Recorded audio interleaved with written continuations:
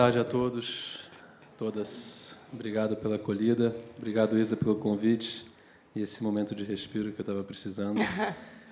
Eu vou contar uma história de colaboração a partir da sua origem, que é uma particularidade pessoal que talvez até soe um pouco bizarro. Mas eu nunca me senti muito à vontade, na data do meu aniversário, de receber um parabéns e de receber um presente. Não sei te dizer porquê, mas sempre fiquei muito constrangido que eu estivesse sendo homenageado na data do meu aniversário. Eu sempre achei que o aniversário era um momento de comemorar as pessoas que moram dentro de você, que fazem você ser quem você é. Então, uns 3 anos atrás, até com uma certa rebeldia, na data do meu aniversário, eu decidi criar eventos que pudessem servir como oferendas às pessoas que me inspiraram e que me ensinaram alguma coisa e que moram no meu coração. Então, há uns 4 anos atrás, quando comecei a fazer isso, convidei todo mundo para assistir uma peça de teatro, que é a Nise de Silveira, uma peça muito comovente no Teatro Eva Hertz. A atriz era um monólogo e a atriz era uma amiga minha, e eu pedi para ela fazer uma edição dessa peça numa noite que não estava no ar, a peça. Aí chamei 200 amigos e amigas queridas e a gente teve essa experiência bastante comovente, né? Não sei quem conhece a doutora Nise, mas foi uma grande doutora brasileira responsável por abolir a lobotomia como tratamento para esquizofrênico e substituir com a arte, né? Que é uma outra forma dos esquizofrênicos se expressarem. Então, foi uma noite muito comovente, em que a gente meio que comemorou a nossa união, né, a nossa relação. E depois fizemos uma champanhada e acabou, né, mas foi bastante marcante. No ano seguinte, eu convidei um outro grupo de pessoas para assistirem o documentário Eu Maior, que é uma obra muito linda que fala sobre autoconhecimento, produzida pelos irmãos Schultz, no Teatro do Ibirapuera. E aí, depois desse evento, eu comecei a morar entre Nova York e São Paulo, e eu tive a oportunidade em Nova York de ir para uma festa matinal, né, que é uma festa que ocorre durante a semana, antes do expediente, que as pessoas dançam, se exercitam, se divertem, e aí vão trabalhar. Então, convidei um amigo meu, que, por sua vez, convidou um outro amigo, para a gente fazer a primeira festa matinal do Brasil, que começa em torno das 7h30 da manhã, com uma prática de yoga, né, que é uma prática, de certa forma, contemplativa, então, momento da gente trazer uma consciência para o corpo. Depois de uma prática de yoga, o mesmo lugar em que acontece a yoga vira uma pista de dança, e aí entra um DJ, e aí entra uma música, a gente começa a exercitar o corpo, a gente começa, né, a soltar as endorfinas, e aí, depois de 1 hora dançando, a gente se aquieta, né, faz uma roda de canto, voz violão, uma meditação, um momento para baixar um pouco a poeira antes de trabalhar. Ótimo, né? Comemoração de aniversário, mais uma manhã especial com meus queridos amigos. Beleza. 4 ou 5 dias depois dessa primeira festa despretensiosa, eu estava fazendo fisioterapia, eu estava numa maca no meu apartamento, era por volta das 8h45, 9 da noite, e aí meu celular começou a disparar, uma mensagem atrás da outra, uma encavalando em cima da outra. E aí, quando isso acontece, a gente meio que entende que, né, é preciso ver o que está acontecendo, né? E aí, quando eu olhei para o meu telefone, eu só via 2 letras, JN, JN, JN, JN, JN. Finalmente eu vi Jornal Nacional. Aí eu liguei a televisão e estava aí o Bonner e a Fátima fazendo uma reportagem sobre uma festa matinal, que é uma coisa, acho que bizarra, sem dúvida, mas sem precedentes, né? Não lembro da última vez que isso virou pauta de notícia no horário nobre. E foi uma reportagem de 3 minutos. E aí, assim, fiquei espantado, né? E entendi que havia algo ali que eu precisava entender com mais profundidade. Então, ao longo dos próximos 6 meses, eu fiquei num processo realmente de reflexão, né? Tentando entender o que foi essa experiência e por que a receptividade foi tão grande, por que esse frenesi midiático, né, em torno de uma coisa tão lúdica, né, e trivial, uma festa de manhã, grandes coisas. E aí começaram a vir alguns insights, né, que a gente realmente... A vida está difícil, né? Morar em São Paulo está difícil. As pessoas estão vivendo em contextos de muito conflito, de muita escassez de tempo, de muita dificuldade. E as relações também não estão tão prósperas, né? Então, a partir daí, eu entendi que algo precisava ser criado para atender essa demanda, né? Para suprir um pouco essa carência e dar para as pessoas uma válvula de escape, né? Para ressignificarem a sua própria existência a partir da sua rotina, das suas relações, das suas atividades. Então, comecei a me perguntar ao longo desses meses, né? Como criar uma experiência que estimula o despertar através de diversos estímulos, para que não seja apenas uma festa, uma diversão, mas que, a partir disso, a gente possa se abrir, se ampliar para uma nova perspectiva de vida. Como transcender o universo da energia e ir para o campo da consciência. Porque, até então, as festas que eu tinha frequentado nos Estados Unidos e as festas matinais que ocorrem na Europa, é tudo sobre energia, né? Energia para enfrentar a vida. E eu entendia que havia muito mais em jogo nessa experiência. Na hora que você, né, se dispõe a acordar num horário ingrato, hackear a rotina da sua vida, conviver com pessoas que você não conhece, fazer práticas contemplativas que talvez não façam parte da tua rotina. Tem muito mais em jogo aí do que apenas, né, a energia.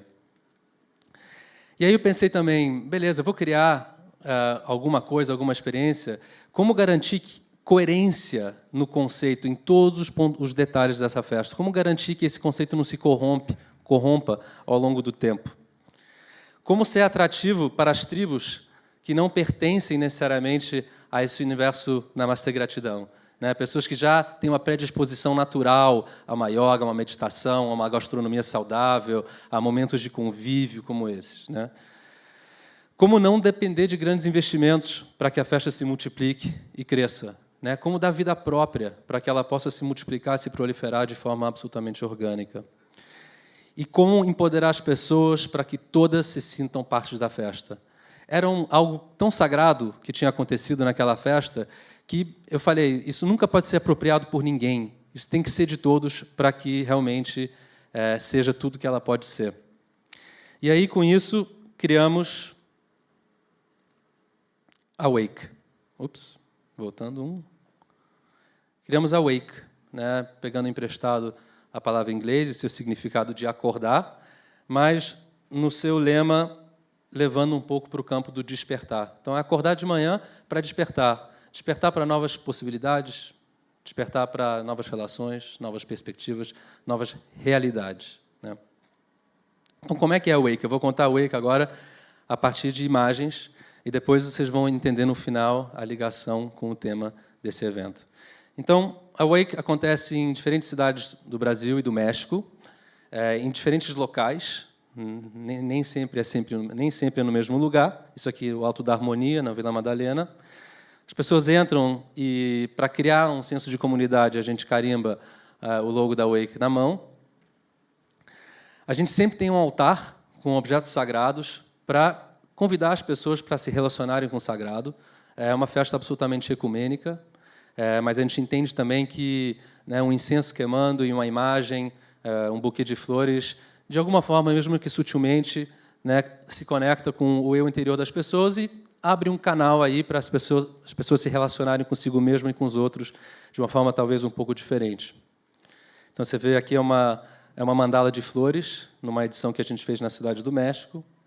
A gente queima pau santo na pista de dança, justamente para limpar, para deixar o ambiente um pouco mais leve.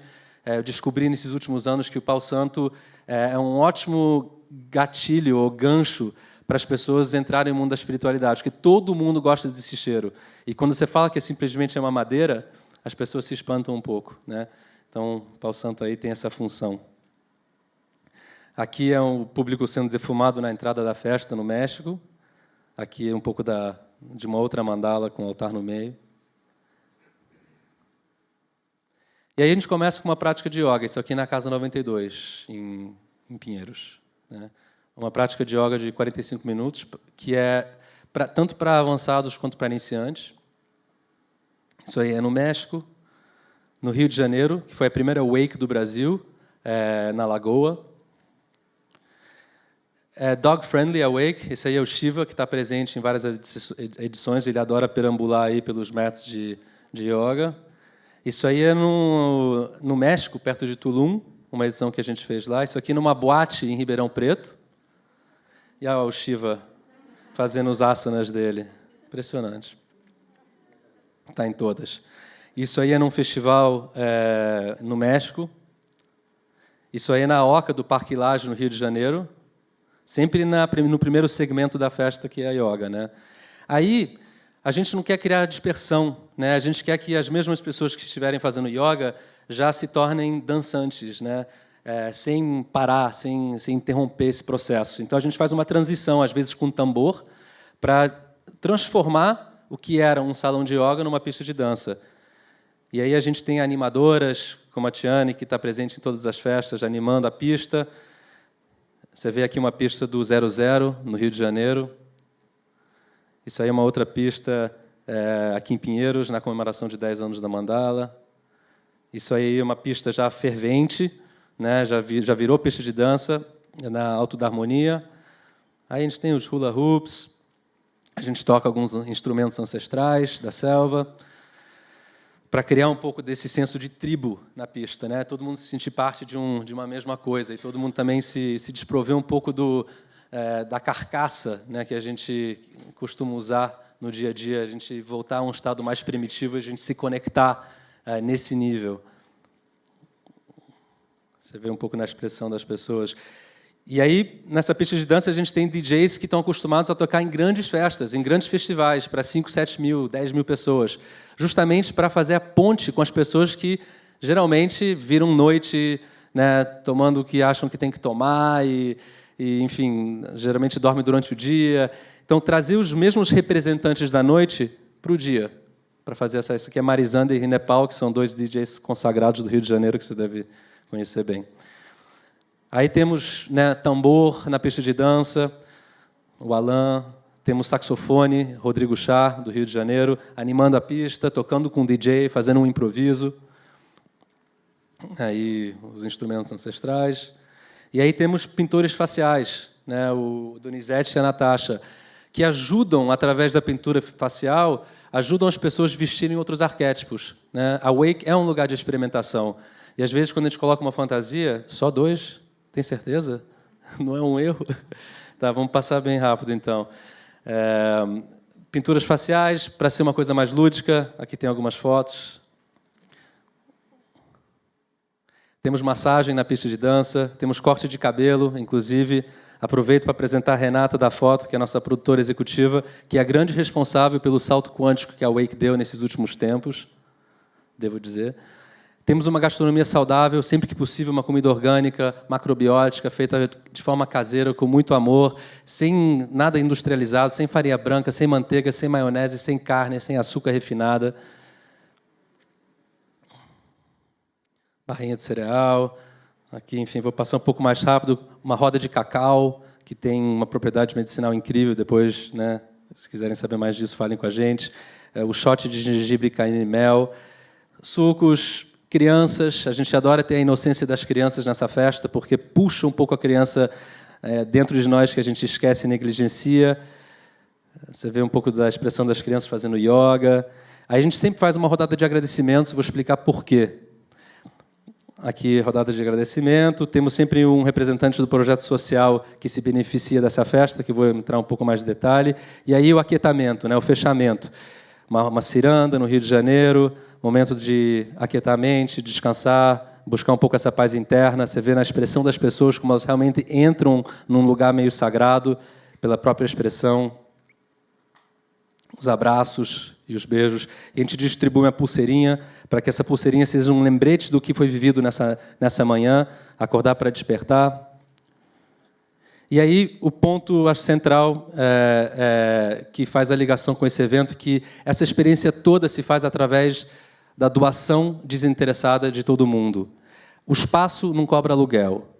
A comida e bebida é doado. Instrumentistas, professor de yoga, mat de yoga, equipamento de música, DJ, fotógrafo, videógrafo, produtor, promotor, todo mundo se doa pela causa. Não tem troca monetária. É o que a gente tomou a liberdade de chamar de protagonismo coletivo. Tá? E aqui tem alguns voluntários da Wake. A Denise também na plateia é uma voluntária assim, fundamental. Agradeço a sua presença e todo o seu apoio. São todos os projetos sociais que se beneficiam da festa, porque, como não temos estrutura de custos, quem quiser ir, compra um ingresso e toda essa arrecadação vai direto para um projeto social que é diferente a cada edição, que é local e que está presente na festa para promover um contato entre aquele que compra o ingresso e aquele que se beneficia pela compra. Por isso que a gente sempre tem aquela rodada de agradecimentos, em que a gente agradece as 35 pessoas, em média, que se doam para uma edição ficar de pé, e aí a gente tem o representante do projeto social para falar um pouquinho sobre isso também. Posso acabar com o vídeo, mesmo com o tempo esgotado? Então, agora vamos assistir um clipe de 1 minuto e meio, que é uma experiência de uma edição que aconteceu em março da Wake. Tem volume? Se puder aumentar o volume para a experiência ser bem impactante.